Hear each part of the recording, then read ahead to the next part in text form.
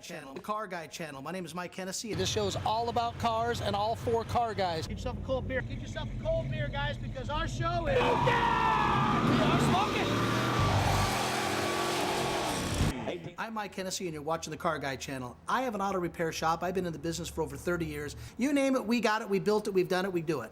We love this car stuff, and I hope you guys do too. We're gonna have a lot of fun, got a lot of stuff cooking, so just stay tuned. Welcome to the Car Guy Channel. We have all kinds of stuff going on. We got to show you a little bit about a Corvette that we've been working on for a while. That's going to be probably shipped out of the country or so. We're really not sure yet, but the car came to us in complete pieces. Motor was out of the car, bits and pieces. A buddy of mine bought the car down in the Los Angeles area, shipped it over here for us to finish it off, and I'm glad he let us finish it off because some things were done in the car that really needed the right attention to it. And then we happened to talk about a little kit car today. Kind of pretty cool stuff and a new project that's coming up.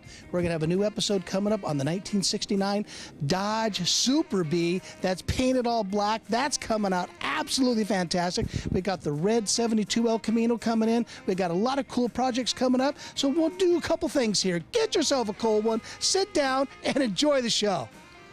There's nothing like a Chevrolet Corvette. Now, Corvette had quite a few different models in the years. They called them C1s for the early cars. And these right here are C2 cars meant for the second generation. And this generation started from 1963 through 1967 with this type of body. And I have to be honest with everybody watching the show, this is my favorite year, make, and model of cars between 63 and 67. I love C2s. I sit in them better. I feel better. I think they handle better. It happens to be my favorite particular car of the models of Corvettes. But on the opening of the show, you see a 65, 66 Corvette, which is pretty much identical to the car. And that car was sold to a good friend of mine. This happens to be another car. So it's not the same car as you see in the beginning of the show. The difference between that car and this car is a big block. This is a 427 car. And let's go through some of those things here in a few minutes, but I want to check out the car and I'm going to show you all about it. On the C2 body styles, is what I really like about them is when they came into hideaway headlights. 1963 was the very first year of that, and like again, it came all the way up to 1967 for the C2 bodies. But these lights here operate and they kind of tilt up, and that's the headlights on it. Kind of barbaric for today, but it's just really kind of neat and a whole neat feature about the car. They have split bumpers in the front. The one on the left, one on the right. Very unusual, very cool, and for a sports car, that's really what this here is all about. And the way to tell a big block from a distance on these particular models of a car are the hoods. It has a bubble hood on the top. It's got a raised bubble on it. And the 427 cars and 67 had a real popular hood, but this is what was done in 1965 and 1966. Now, 65 was the very, very first year of the big block motor for Chevrolet Corvette, and it happened to be a 396. And they had pretty good horsepower ranges in those days, and they was a real collectible and a real fast car. They grows like crazy. In 1966, they had the 427 engine, and with these type of hoods they had a few horsepower ranges at a 425 horse. That was a pretty big model of car. And then they had the 390 horsepower. This car here is a 390, and the reason being it's a 390, this car here has factory air conditioning. And let's show you some stuff under the hood. I'll give you some more facts about it. Air conditioning is extremely rare in Corvettes. It was just not an option. It was really used really quite a bit. But having it in this car here with a big block is very, very unusual and very, very collectible. We're going to go into numbers in a little bit. I'm going to do something I've never done before. I'm going to kind of give you a couple little tips of how to check some numbers on some of the General Motors cars. It's really not that difficult when you get going, but you can tell if a car is a factory air car by the type of box that's inside here and, of course, the compressor. Now, this compressor here, you can tell from you GM guys, this is not an original compressor. This is updated so we can actually run R134 Freon in the system. The original compressor really was not very good, and we had to change that over for my client. He's a great guy and a lot of fun to work with. He knows cars real well, and that's what made this project here a lot easier to do. We did run an updated condenser in the front. Looks like a little tiny radiator in the front of the car. Ran the high and low pressure lines into here, and replace the condenser for, the compressor with an R134 type Freon instead of the earlier cars take R12. And I don't want that to go right over your head or anything, but Freon changes are done. You can't really buy R12 anymore like we used to, and R12 probably went out in the late 70s-ish, early 80s-ish is for R12. Then we came into R34 for environmental reasons why. That's why we do use it. But we did keep all the stuff underneath the hood inside the evaporator area all original. They do have a suction throttle valve type POA, which means an expansion valve for the Freon to turn the gas into the air, and I won't go complicated into that. But we did keep the original unit, but we modified it so it can go ahead and make some changes to it. And it really makes the air conditioning really a really nice, cool system on the car. And of course, with this type of compressor, it's a lot easier on the horsepower.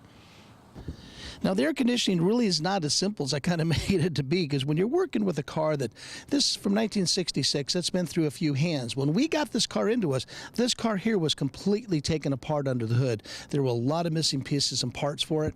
Wayne was a pretty good guy about it because he understands cars, he knows cars, he knew really about the challenges that we were going to have on putting this together. But the AC, we're adapting this into here. We finally get this hooked up. Some bad relays, some other items that need to be done. People cut wires in the earlier past in this car. It did have some challenges to do that. When we got this car fired up, you're going to see Estelle's going to put a picture up there of the heater core. When the heater core went ahead after we began all this operating, the heater core, all of a sudden the whole windshield all fogged up. We all looked at each other and said, we got to take it apart inside the car. It was kind of very challenging to do because we had to take apart the dash and all the other stuff. We got some photos there Estelle's going to put up. You can see we're putting in the new radio. So Wayne says, since you guys are going to get in there, let's put a new radio in there. And we took care of the radio. Then we took out the clock and had that done. So us car guys, we're kind of a creature of our own habit of sometimes we start digging in a little bit more. It's like taking a board off an old fence. After you take the board off, you're committed. You got to keep fixing that rusty fence and torn out fence. So we got to fix this stuff. So we take it apart. We took the gauges in over to Palo Alto speedometer, had the tachometer redone, all sorts of stuff in the front of the car. So it really made a lot of, starting one thing led to a lot of other things. At least Wayne understood that he wants a nice car because these are very collectible and very desirable. And being a big block with air conditioning, that's how it came from the factory. That's a pretty big deal. Now, to put out a few features on here, air conditioning has a low side and a high side. The rule of thumb is the low side is the larger diameter hose, and the high pressure is the smaller diameter hose. And if you notice this stuff right here, our director called it globby stuff. Of course, car guys don't know what to really call it, but this right here is an insulator. The low side is really where it gets cold, and this material here does not ever decorrode from any moisture, which is a good thing to have. The low side is where it contains moisture because it gets cold, like any item. The side of your beer glass after you pour an ice cold beer, it gets nice and frosty. It's the same thing on the low side of the pressure here on coming off of the POA valve going into the evaporator. And this right here holds, there's a thermostat. It's a little old school, but that's the way these things were in the old days. This copper line right here is part of a thermostat that helps you kick on and off the compressor. Things are done a lot differently today, but we try to keep this car here about as original as we possibly could to put this together, and it really made a world of difference to do this. But yes, you'll see some old vintage cars of all makes and models, and this is what they really have. So our director calls it globby stuff, and it's not. It's actually an insulator that goes on the low side. Little bit of tech talk on a Corvette with factory air conditioning. A quick way to really tell, and really they had to put them in there. The battery for the Corvette with the air conditioning is on the driver's side in the back. Most all the other cars would be on the passenger side tucked away. It's a real difficult spot to work with. It gets challenging to pull one out and put one back in, but on the air conditioning cars, they're on this side. Now, the other thing is about a car that's a big block. I mentioned earlier they had 2 horsepower range. They had a 425 horse and they had a 390 horse.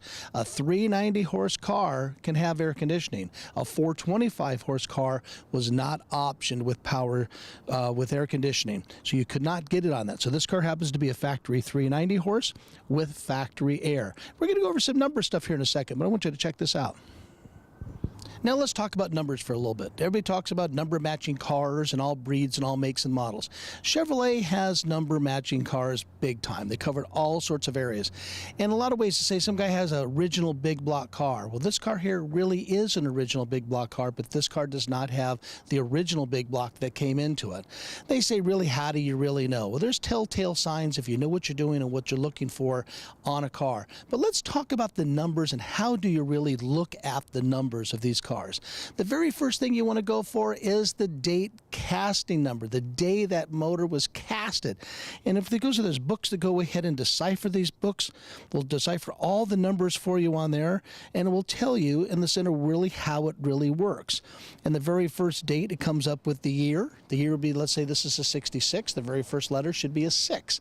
And then it will tell you the next letters of what date in 1966 that motor actually was casted. And that's a pretty big deal. To me, that's the very first thing I really look at. And then, of course, the block casting number. On the top of the page here, you're going to see the casting number of the engine block itself. You correlate those two numbers by, there's books out there, just the internet. Google is probably the best thing on the planet for number matching cars. And then, of course, how to decipher what your car is. Now, from 1963 all the way on up, the cars were stamped with the VIN number of the car. You're going to use the last 7 digits on the VIN number of the car. Now, Corvette happens to have the VIN number underneath the glove box.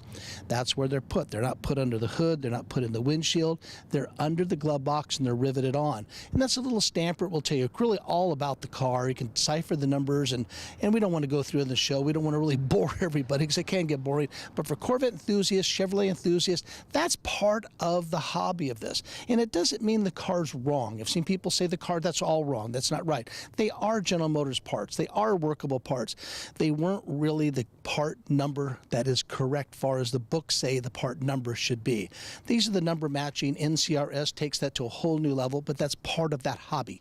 This car right here does have a big block. It is in the car. It came with one, but this was changed for the 1968 Corvette 427. And then, of course, to continue about the engine block numbers, on the pad of the very front part of the motor, on the research that I did here, you're going to see the VIN numbers, the very first letter of the set of numbers on the suffix pad. I didn't go kill you with that one. That's why I really hesitated to do this, because I didn't want to wear anybody out. But the very first number will be the year model of the car. This would be a 6, and then the rest of the numbers and digits will be the actual VIN number. Now, they put the VIN number on these. A lot of makes and models of cars did not put the VIN number on the blocks. Chevrolet did. I thought it was a great idea from 1963 on up. It'll tell you all of them. Then the numbers break down to really what it was. And if the motor had a T, which a big block motor would have a T, that means that block was a ton of windows where the block was made, then sent on over to the plant to go and have it installed into the car. The numbers carry on and the facts carry on all day also, but some of the neatest facts really is how much this car here cost. These cars back in 1966 started at $4,200 for a Roadster and $4,400 for a coupe. That's the price. That's about a third of the cost of it takes to paint one today, and that's probably even still being pretty shy. And they only made about 18,000 Roadsters and just barely 10,000 coupes. That's still an awful lot of cars, but remember, these were a special car. And the bodies that came in from these came from two places, St. Louis and came from A.O. Smith. It doesn't really change the value of the car, the collectability to have an A.O. Smith car, versus a St. Louis car, but it doesn't really matter. But they needed bodies, and they needed to get these fiberglass bodies brought in to the factory to install and to make these. Sales were doing good. When the 427 hit, the market was crazy. So figure $4,200, $4,400, 10,000 coupes and 18,000 Roadsters. That's a lot of cool cars. These cars came in a lot of color combinations. This happens to be Sunfire Yellow for 1966 with black interior, originally black interior car. But the dash humps, these are all original, which is really nice. And you could probably tell we got the clock working, which is kind of a little bit of a big deal, a little bit of a challenge to work with all the original parts to make this clock here work. And of course, we'd put an upgraded radio. They come in pieces and parts, and we do assemble them. They're, I'd say, a little bit challenging to do, but we're able to get it. These systems here, we put in new kick panels for the radio speakers, and you're seeing how the whole inside of the car looks. There's really not a lot to the cockpit of them, but they actually do give you an aviation feel. The way the The dash has its curves to it, and they had a couple different steering wheel options, and they had the wood, they had a teak wheel for some of these cars. This is a standard type setup. This is really a cool inside car. They're really roomy. They're a great driver, and as far as collectability, I think they're probably one of the great American sports cars for collectability. You can't lose if you buy one. This car has an option that's one of my favorites, and it's not for everybody, but I love it. It's side exhaust. Now, the term of it was off-road exhaust is what you see some of the terms on it, but this is a factory Corvette side exhaust in the car, and one of the very few cars that really actually offered side exhaust in them. Of course, the Cobra was really an aftermarket car, through Shelby, but this right here came off the showroom floor, and you can order off-road side exhaust. And you only had really two options with wheels. The standard wheel covers that they have on this car right here, these are the standard 66 hubcaps, wheel covers that you would call them, and they were standard 3-bar spinner with the Corvette flags in the very center. They did offer a knockoff wheel, and the knockoff wheel was a very unique wheel. It wasn't for everybody either, made by Kelsey Hayes, and some people had issues with them, hard to get on, hard to get off, hard to work with. Not everybody understood them very well, but they're highly collectible and very desirable. I like knockoff wheels, but they make a reproduction wheel. Now, the difference between 65 and 66 was really, they had to make something different. There was a center cone on it, on the knockoff wheel, that was kind of a brushed, more of a brush finish, more so than the chrome cap. Seeing one, you'll know what I'm talking about. But now, a factory car with side exhaust like this is really cool. We're going to show you the back of the car and show you why you can tell real quickly if the car is factory side exhaust. Big difference. You can tell quite a ways away if you're coming up to one. You had no idea really what it is, but underneath the bumper on the factory cars that had rear exhaust, they came right out underneath here with a chrome tip, about 3 inches sticking out with a bezel around it. A factory side exhaust car has a full, complete panel with no exit holes for exhaust tips. Kind of neat, quick telltale sign on it, and they look just fantastic with side exhaust. It's kind of one of my favorite features. I always thought a real neat, unique feature to the Corvette itself, and not too many cars really did this in the early 60s, is the gas cap. Flipped up like this, twist open, and that's how you put your gas in the back of the car. I always thought it was really unique, and if the gas gauge don't work, you can look in there and see how much gas you actually have. Kind of a neat feature, and close it up, and you're on your way. So no matter how you look at it, any mid-year Corvette is a great choice. Even the early ones are a fantastic choice. But you can get a resto mod, a number matching car, or a modified car. Either way, they're great values and great collectible cars. I say this really all the time. If you have the means, you got to get one in your collection.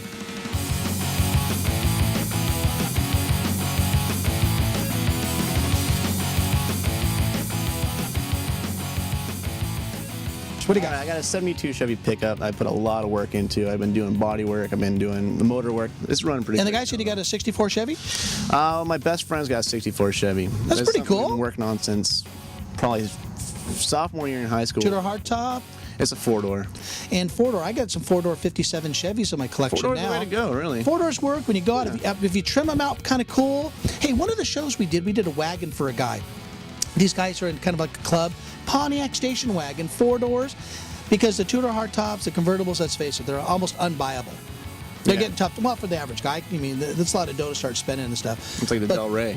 Oh, yeah, exactly. Or a bubble top. 409 double top, 409 type stuff. Pretty big stuff. Hey, good. I got my orders of parts coming in. Let's make sure to get all you guys in there. We just got to let people know that, you guys aren't, I don't want to say, it sounds terrible, but you guys aren't the goofy parts guys. You know what you're doing. So if a guy calls up for a part, if you don't know exactly what he's talking about, you give him to someone who does, or they give him back to you. So I just kind of want people to know that. Hey, take care, bud. Hey, let's talk kit cars. There's all types of kit cars out there. There's some good ones, mediocre cars, some of the home-built cars.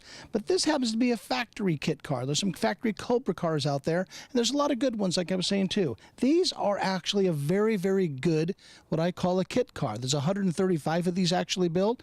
And this is a replica of the 1936 Mercedes-Benz 500K. It's a little out of my wheelhouse. I normally go for more of the original stuff, but I like things that are well done. And these came with a V6 engine, automatic transmission. They have rack and pinion steering, all Mustang 2 stuff on it, but they're done right. And they have kind of there's a look on them. The neat story about this car right here is that the name of the car is called Marlene, for Marlene Dietrich, an actress, kind of a sexy actress in the 30s and 40s, and she actually had a real Mercedes-Benz 500K, and there's a famous picture with her by the car. Mercedes made it special for her and made some little tiny changes and whatnot in the car. I don't know where it's at, but it's supposed to be in a museum somewhere in Europe. But they went ahead and designed a car that would look identical to it. And that's really what this here is all about. And the company that builds these, they've built quite a few other different makes and models, but I kind of want to show it to you and show you some stuff and give you a little bit of eye. It's more me out of my wheelhouse for these, but this is well done. And it looks nice, and it only has 6,000 miles. And I'm telling you, you got to check this thing here out. It's really kind of cool. The company that produces these is called Classic Roadsters, and they have a couple of their different models, but I think this is one of their better breeds of a reproduction, a replica type car. When they actually got pictures, and they don't just sit down and just put this together. There's a team of people, there's engineers that design this car to be close to the original as possible. Now, it's not at full scale of the car. It's a little bit smaller, and they try to take the same type of design stuff from the Mercedes. Now, they put the lights on a bar like you'd probably see like on a street rod, and they created their own bars, a lot of their own manufactured parts to make it fit for this car. The earlier cars had a much bigger headlight for the originals, but they gave the same effect. And this car is actually to create the effect and to make the car look really cool and really nice. A lot of people just love it. The grille in the Mercedes is pretty close to how this was. The ostentatious grills Mercedes had, very tall and long, and they had another light here in the center of them. They had fog lights. They had the horns mounted in the front. This is really how they originally looked on these cars. So you get a look at this before we go to the sides of it, but I think the front of the car pretty much tells the whole story and really what a 1936 Mercedes 500K looks like. And the other thing is the checkbook's a lot different. An original car can fetch nearly $2, maybe $3 million. So that's like a Cobra kit car, why they're popular also. An original Cobra 427 car has already hit those big numbers in the million range. So that's why a lot of people do build them and put them together, or buy factories or put them together, just like this company here has done that with Classic Roadsters. I think did a pretty good job in this car. To pull off the effect, they have these side exhaust pieces that go through the fender, that goes underneath the running boards. But these right here are non-functional. These right here are more so for the effect. You know, cars that really had them. The Duesenberg had them, Auburn had them, and of course the Mercedes-Benz had them. And there's a couple very, very rare other type of cars that did have this type of exhaust built in the 30s that did this to them. That's the way they were able to do it, the way the size of the engine, the way to get the exhaust out, it actually worked for what they needed to do. But it's really kind of a nice look. They have the chrome right here. How it's supposed to look is going underneath there. And I think they pulled off the effect very well, especially with the running boards. Now, the designers, when they put this car together, you got to figure out what motor are you going to use. There's all sorts of different makes and models that people do these things with. I've seen ones with a VW rear engine on them. I've seen them with a 4-cylinder Pinto type motor. But they went ahead and boosted this car here up a little bit by using a 2800 V6 Ford motor. These all came with solid lifters, so the motor has a little bit of a different sound. I think that's kind of what they were kind of getting at when they did it. So we set all the valves in this car here when I purchased it, and it does come with air conditioning. We charged air conditioning on the car. Now, being a convertible like this, I don't know if it's going to really be that useful, but it's really kind of a neat option to have on it. It doesn't need power brakes, and it doesn't have them, but it doesn't have them at all. It does not have power steering, so it's rack and pinion. But you can see underneath the hood this nice V6, and it's a great runner. The battery's up here, so they make the car very functional and very serviceable to work on it. But check that 2800 out. It's really a pretty cool setup. You know, when they build these, they have to have some attention to detail. And why I like the factory-built cars, I'm not saying the home guys don't do a good job, but these guys really they have a whole layout on it. The team builds them. They're producing 135 cars. But the attention to detail that I kind of like is the piping, what could be called the welting that goes in between the body pieces when they put it together. You got them on the fronts. You got them on the front fenders. You got them from the running boards to the front fenders along here, along the bottom of the car. It does keep it really a nice, quieter car. They do vibrate a little bit. It's a fiberglass car. I think it's a really pretty good touch. So attention to detail is pretty cool, along with the type of windshield they gave it with these custom-made pieces. Now, they had to cast these to make these, to put the 3 bars from the right, the center, and the left, and it gives it what they call the Duval windshield lineup. Duval windshields are kind of very slow and sleek and whatnot, and it just gives it kind of a really good look. And I think they captured that. And a lot of things, when I say attention to detail, they captured some of those details in this car for about a fraction and a fraction and a fraction of the cost. As I mentioned, attention to detail. They put the trunk together, and a lot of places seem to not do that. And they kind of went that avenue, which I'm really pleased that they did. They went ahead and carpeted the trunk. They made a custom spare tire cover for the spare. There's a little tool kit in the back there. I just think they did a really nice job, again, on the attention to detail to keep the theme of what they were doing to recreate the 500K. These are a lot of little touches that I really think made a big difference to the car. Now you can tell I put a brand new set of tires on. You can just see the nubs on them. But I went ahead with the wide white wall tires. It gives it that good 30s look. That's what they did back then. You know, wide white walls went all the way to 1962 for cars, but they're really kind of neat. But they have the wire basket. Now this right here again, keep in mind, it's for the effect. It's the effect of the wires. The whole car is the effect of the K500. So it's really kind of neat look on the car, and I think it matches up pretty well. I was able to get these emblems here. It kind of makes the whole car kind of neat. Gives you the wire wheel look. I did save the best for last on this car. I think what they did to the inside of the car, the coach work, I think they did a fantastic job. And you're going to see, you know, the wood steering wheel and the impeccable clean wooden dash and the gauges, all the gold trim around the gauges to provide the effect of the 500K Mercedes. You're going to see that has an automatic shift on the floor, but you have to have some of those amenities because the car still does have to run and drive. But with the top down on the car and you see the dash in there, I know my director, Estelle, she's going to go ahead and get a shot of it. That really makes the whole car. The bucket seats, it just works really nice with the leather on that. It just gives it a good touch. You got to check out the inside of this car.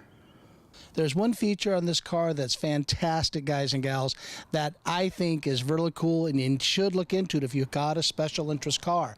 If you are building some type of kit car, some type of car at home, you know, that has a late model year on it, you have to get it registered. That's half the battle to this stuff. There's a term called SPNC, means special construction, special new car construction, and it's called the SPNC 500, and the DMV allows 500 cars a year to fall into this category.